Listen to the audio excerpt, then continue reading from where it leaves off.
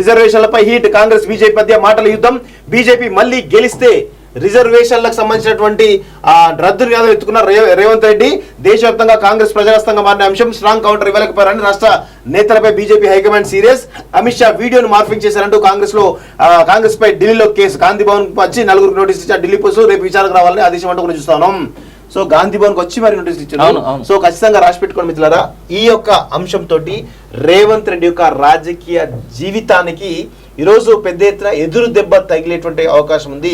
ప్రమాదంలో రేవంత్ రెడ్డి రాజకీయ కెరీర్ అనేది చాలా స్పష్టంగా గుర్తుపెట్టుకోండి.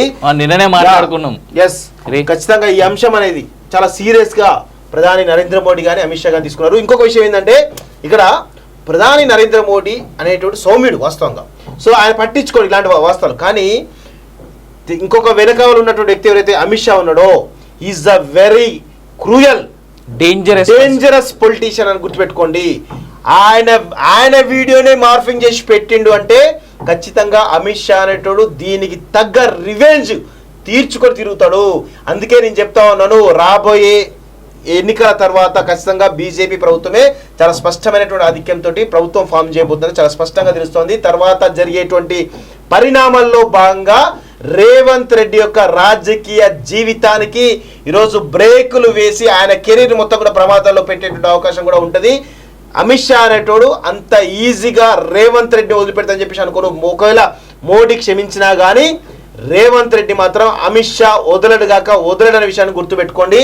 చాలా డేంజరస్ పొలిటీషియన్ ఈ దేశంలో, ఈ ప్రపంచంలో అంత వ్యూహకర్త, అంత చాణక్యుడు ఈరోజు అమిత్ షా మాత్రమే.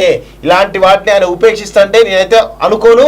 ఆయన ఖచ్చితంగా చాలా సీరియస్ గా తీసుకున్నాడు. ఎందుకంటే ఇది పార్టీ భవిష్యత్తు మనుగడకు, వీళ్ళ భవిష్యత్తు మనుగడకు ప్రమాదకరంగా ఉంటుంది. కాబట్టి ఖచ్చితంగా రేవంత్ రెడ్డి పైన త్వరలోనే మీరు చూడండి చాలా పెద్ద ఎదురు దెబ్బ. ఎందుకంటే ఈ రిజర్వేషన్ అంశం కేవలం పార్టీల మనగడ పక్కన పెడితే దేశవ్యాప్తంగా చాలా పెద్ద ఇష్యూ, చాలా పెద్ద.